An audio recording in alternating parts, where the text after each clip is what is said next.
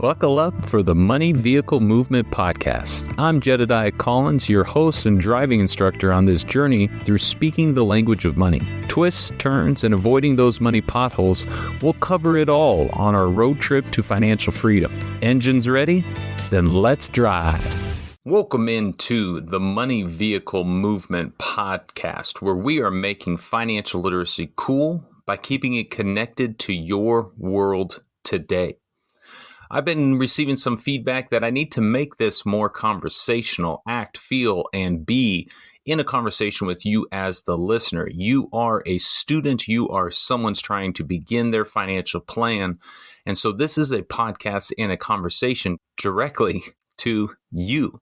On today's podcast, we are going to talk about the Super Bowl economy, how this massive game influences and impacts millions and even billions of things nationwide.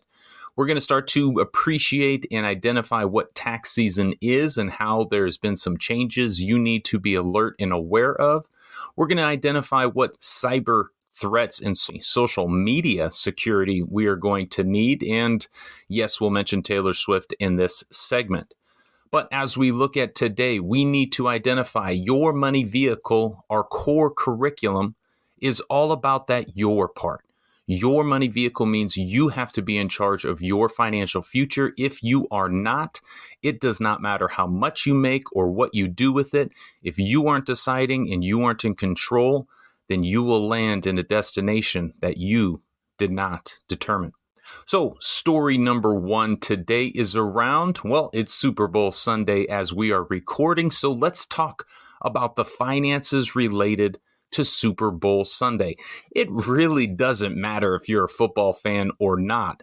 Everyone has heard of the Super Bowl, and oddly enough, billions around the world will be impacted by today's events. The final game of the NFL season comes after a long and grueling 18-week regular season. Let's not even mention the preseason, a 4-week playoff.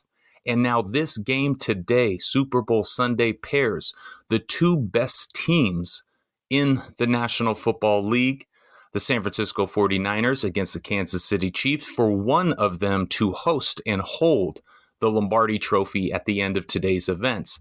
But it is today's event that we really want to talk about. Yes, you can be a Niners fan. Yes, you can be a Chiefs fan. But today, there is usually over 100 million, 113 million people last year watched the Super Bowl. 100 million. Now, with the Swift effect and a newfound interest for young and female viewers, we're going to see a definition and a new statistic today where the Super Bowl will shatter. That's my prediction. It is going to shatter the most watched TV event in history. How many? Well, let's just go with percentages. Let's say a 10% increase, making it 125, 126 million people watching this singular event. Now, I know some people in India would argue and say, listen. Some of our cricket games have hundreds of millions of viewers. While that is true, today is the United States Super Bowl and what we are all watching and interested. Well, we're not going to discuss the strategies of the Niners and how they're going to score, the Chiefs and how Patrick Mahomes and Kelsey, blah, blah, blah. We're here to discuss some of the money-related items to the event in the game today. It's estimated already that over $17 billion will be spent by consumers. That is you and me, spent by consumers on today's event. And that $15 billion, almost matching the spend, $15 billion is going to be gambled by, again, people like you and me. Walking around today, you're going to see a lot of people on their phones looking for last minute updates of who's playing and is this person hurt and what is the strategy. And you can gamble on just about anything today, from who's going to lead at halftime, who's going to win the heads and tails coin toss, to what is the first commercial that is going to be played. But let's get back to some of these crazy Super Bowl Sunday stats. Today, 8 million pounds of guacamole will be eaten throughout the United States. How does that impact economies? Well, avocado farmers, of course, have learned to love the Super Bowl. But you continue to play through the chips, the drinks, the alcohol, the gambling. What industries are impacted and affected based on today's event? And let's say you wanted to go flying to Las Vegas. What if I just wanted a ticket to the game? Right now, that ticket is going to run you about $8,000. And if you want one of the premier or quote unquote best seats in the house, that's going to come all the way up to $130,000 on StubHub right now for the most expensive ticket available. How much are the commercials? Everybody wants to talk about the game, but in between the plays is really a pretty big game in and of itself. So how much does it cost to have a Super Bowl ad in a Super Bowl commercial? Remember, 100 million eyeballs are watching this game. It's perhaps the most sought after and most expensive commercial spot on television today, and a 30-second ad is going to cost upwards of $7 million. That's 200 grand a second. 30 seconds for $7 million. So be sure to watch some of those commercials and ask yourself, was it worth $7 million for them to advertise to me for 30 seconds? And then another question, well, if it's $7 million for a commercial, how much is the halftime, which is a lot longer than 30 seconds, how much does the halftime performer actually get paid? Do they get $200,000 a second? Absolutely not. In fact, the performers do not actually even get paid. So Usher and his staff and whoever guest appearances today are doing it for free, believing that the publicity from the Super Bowl will be enough value for the performer.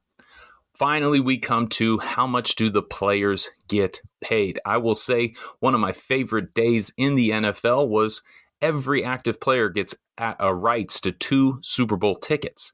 We'd purchase them for one price, turn around and sell them to a ticket distributor for another price, and then that person would hold on to it until the actual game is announced and hoping that they would make even more money off of it. But as an active player, you got to benefit from the rise and the interest in the Super Bowl and the playoffs. I myself got to play in about 6 or 7 playoff games, and how much we got paid, well, it depends on what round you're in. A wild card game and the divisional. So the first and second round are going to be paid $53,500 to the players. If you get a first round bye, the first seeds, that means you do not pay, and this is a pay for play kind of business, so you don't actually get a paycheck that week. The advancement in the dance is your compensation. So first and second rounds, about $53,000. If you make it to the conference championship, you can add upwards of $76,000 for winning the conference championship. And that takes us to the Super Bowl, where the losing team, boo-hoo, you made it to the Super Bowl and you lost. You still walk away with $89,000 and a pretty remarkable story. The winners of today's event, the winners of the Super Bowl, are going to earn a $164,000 paycheck and a pretty cool ring to go with it. That ring will typically price around $10,000, but truly priceless when you think of take into consideration what that kind of ring is going to represent for each player. All in all, you were on a team, you went to the Super Bowl, you won the Super Bowl, you will earn an estimated bonus of $357,000. Not too bad for a month's work and living a real-life dream. But as we all know, $357,000 does not come directly to the players. 40% or so goes to taxes for each player. So they have about $212,000 to fill up the rest of their money buckets with, which they can choose to do on their own. Questions for you around today's event. Who do you hope wins the Super Bowl next year? Okay, so we got the Niners and the Chiefs this year. Have you already started to think about who you would want to see in the game this time next year? Or even better yet, who would you want as the halftime performer? Question number 2, how much would you pay to go to your favorite game, favorite show, or favorite event? Does $1,000 a ticket scare you, or does it sound like something you'll be interested in investing in? Question number 3, should players insure their Super Bowl rings? Think about Chapter 7 when we start talking about transferring risk, and look at how you see a $10,000 Super Bowl ring if that is worth putting an insurance policy on. Last but not least, to wrap up story number 1 today is going to be question number 4. What do you think of the financial risk and return of sports gambling? People are betting upwards of $1 million on this game. And as you look at the Kansas City Chiefs, they have greatness. As you look at the San Francisco 49ers, they have Vegas betting that they're going to win. But how do you present gambling related to sports? And is it wise that every major sporting event now is not only welcoming, but encouraging sports gambling? Story number 2 today on the podcast is welcoming in, that time of year. Yes, it is officially tax season. Tax season technically kicked off on January 29th. What does that mean? Well, that means on January 29th, the IRS started accepting and processing tax returns for the 2023 tax year. Don't worry if you haven't gotten that far, because if you have not got that far in filing your taxes, you have until April 15th to begin filing. So pause, take a deep breath, and realize the early adopters, the first people to file, are always going to be ahead of you. But for you, you have a few weeks, even a month or two. April 15th is what you need to file before you start facing those penalties. But you also need to be aware, as this tax season kicks off, there are some changes in store for your taxes in 2023, last year's income year. Let's look at some of those as it relates to you today as students. Starting with one that may or may not be directly related, but it is one that you should be aware of. This is going to be the phasing out of certain tax credits, such as pandemic-era changes to the child tax credit and earned income tax credit. That may not connect to you, but it is good to know, and it is good to talk to your parents and ask if that is going to impact them.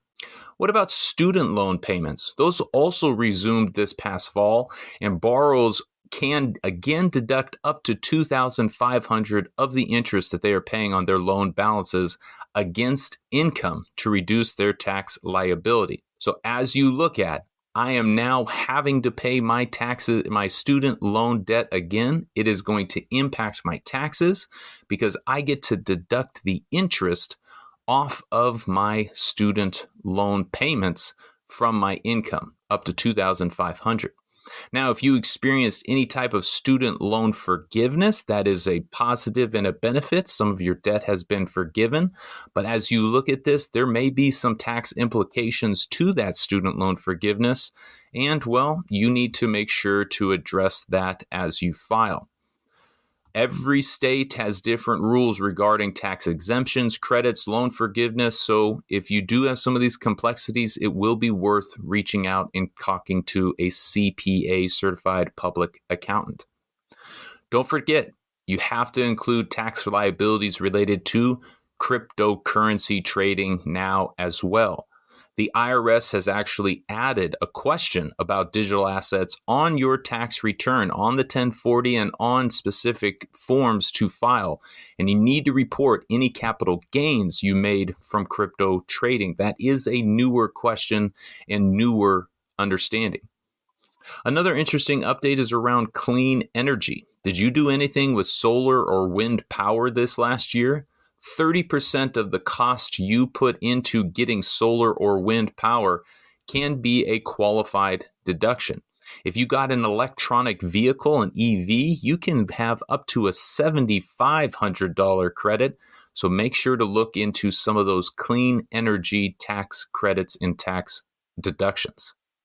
You should always know what type of worker you are. Are you a W-2 employee? Are you a 1099 contractor? You may have also heard about the changes to 1099K reporting rules. This, again, 1099 being a contractor and meaning you made money for a company but not working at the company. This 1099K has to do with platforms like Venmo and PayPal sending out forms if they met a certain threshold, about $600, which isn't that much. But this has caused a lot of confusion, and you don't need to worry about it just yet. Just be aware. In the future, this will be a consideration, 1099K, but right now the IRS has pushed back the implementation of this new rule. Last but not least, as we do highlight and circle around our tax decisions, we got to look at action number 1, taking that standard deduction, $13,850. Yes, we all understand these actions are going to be towards our society. Money Vehicle sees our tax dollars as an investment into our society. But where we need to realize is the benefits of being a United States citizen needs our support, and those systems need our support as well. However, I want to call out once and again, no one wants to pay more into their society choice than needed. So when filing, look for those credits, look for those deductions. For many students, you can even file your taxes for free online through the Free File Alliance, through the United States government, through H&R Block, Tax Act, Tax Slayer, or TurboTax, all offering free tax filing choices for you, but you need to confirm that you are taking the free option. All right, questions for you around story number 2. Do you need to file a tax return this year? And what ultimately is going to decide if you do or do not for you? Question number 2, do you know what tax form you will need to fill out and file depending on if you're a W-2 or a 1099 employee? Question number 3, are you being claimed by anyone on their taxes? Or did somebody that is claiming you hire someone to do their taxes for them? You have to make sure as you become a tax liability, you need to know, am I filing with my family? Am I filing on my own? Is somebody else helping us organize and get through all of this? Question number 4, what do you think is worse, filing your taxes or receiving a penalty for not filing your taxes? Story number 3 today is going to revolve around something that everybody can't stop talking about, Taylor Swift. And no, we're not talking about Taylor's impact on the Super Bowl today or how. We're actually talking about her flights, her travel. Taylor Swift flights have been documented on social media. Going from Tokyo to Las Vegas is a 12-hour direct flight. And while this trip has been made widely popular because it is the question if she is going to make it to the game in spite of her Eras Tour performance, she is also in a little bit of turmoil about the popularity of her travel. Her flights have been hitting headlines for another reason. A lawsuit versus a college student. For years, a Central Florida student has tracked and publicly shared the travel time and locations of Taylor Swift's private planes travels. While this is public information, Taylor Swift's legal team understands the safety risk in sharing exactly where and how Taylor is going to travel. This case against public information and social media sharing is all related to cyber attacks and, again, personal safety. So this idea that someone is sharing how and when and where Taylor Swift is traveling, along with her Eras Tour and along with her private travel, is coming into consideration. Can we sue or at least stop someone from sharing information online, even though it's public information? They are glorifying and understanding, supporting her, and even following her is now increasing the idea of harassing her. This cybersecurity threat comes on the heels of another important case that is going to question the same kind of cyber attacks. AT&T this week partnered with TransUnion to start screening unwanted calls. Spam and robocalls now account for over 25%, or 4 billion calls a month in the United States. That is an incredible change in stat.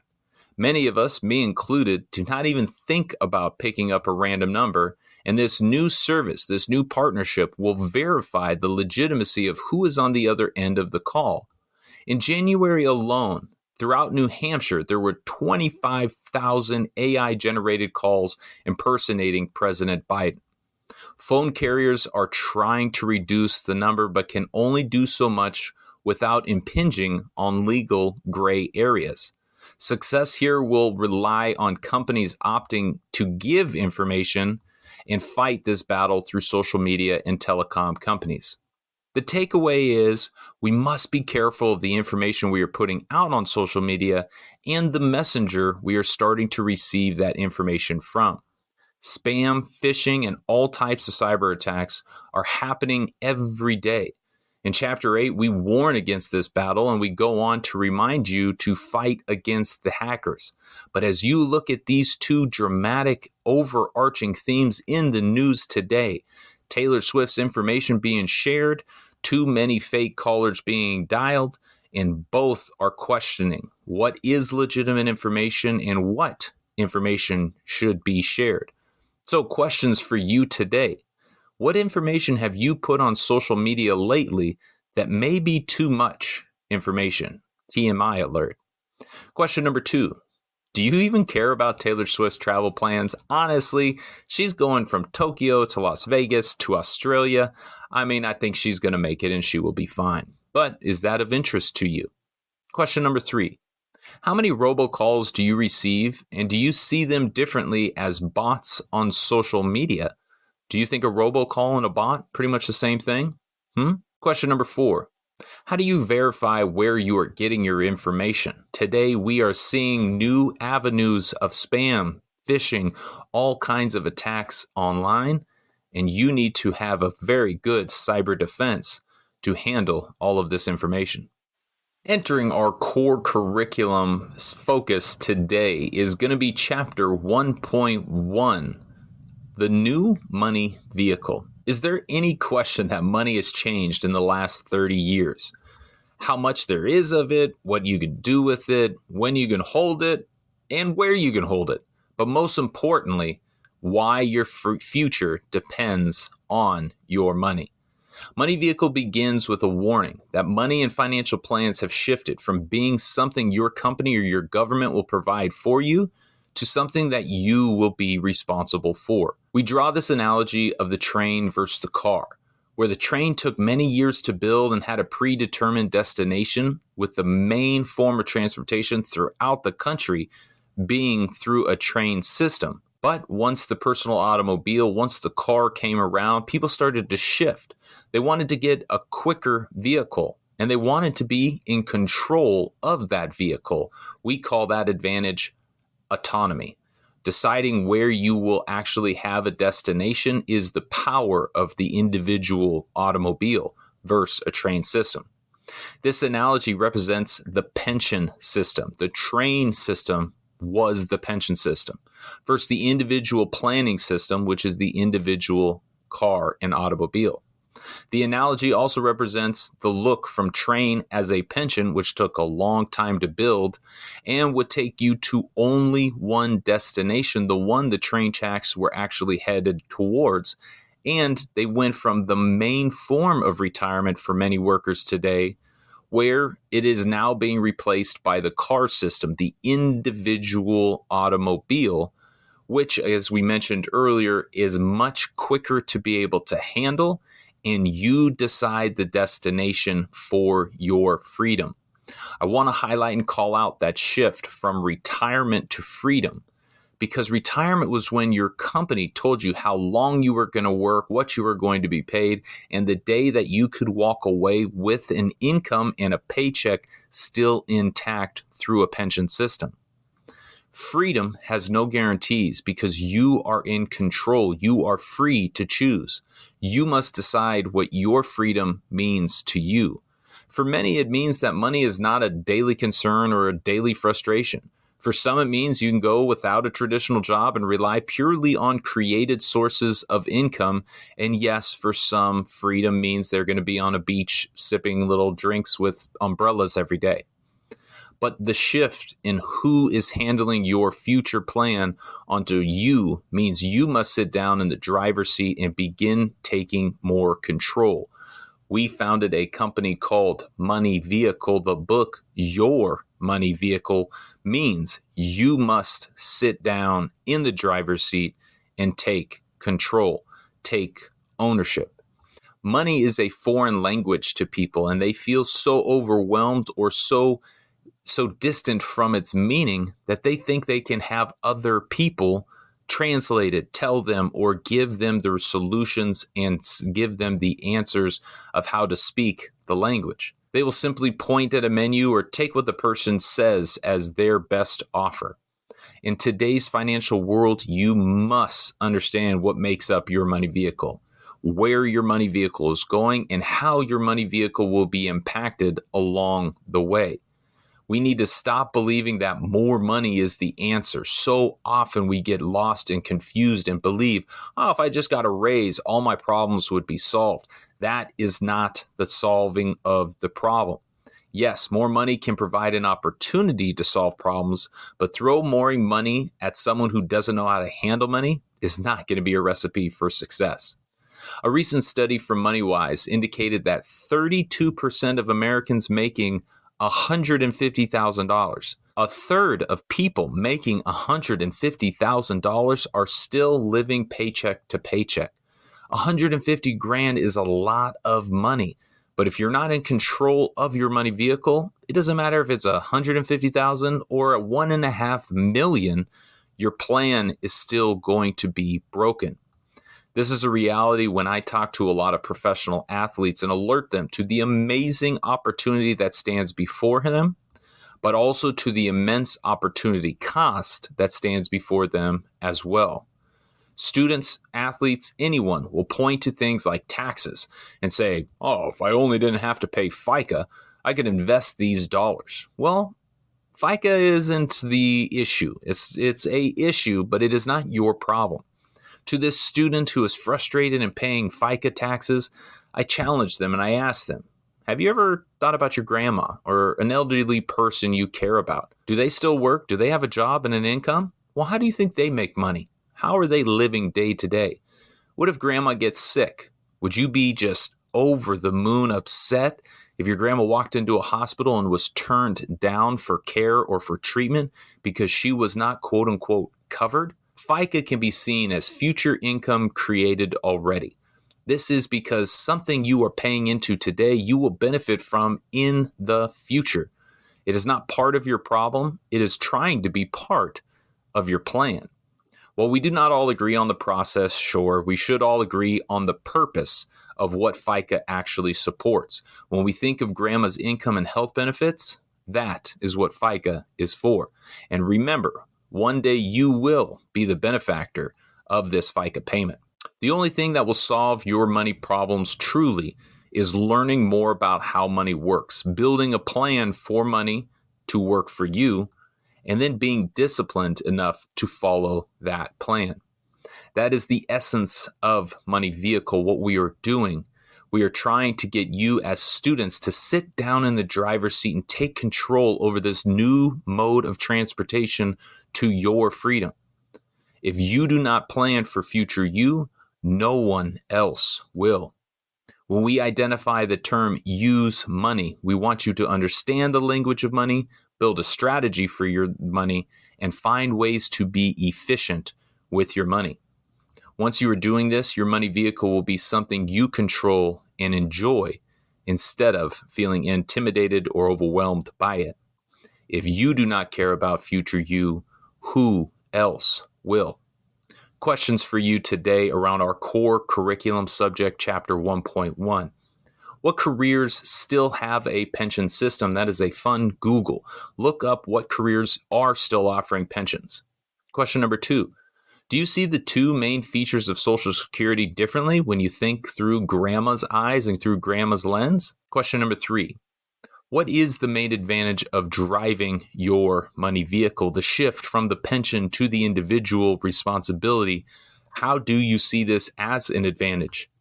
And last but not least, question number 4, how are you taking ownership of your money vehicle? Thank you for investing in your greatest asset.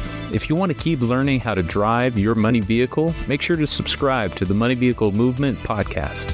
Until our next pit stop together, stop working for money and start making money work for you.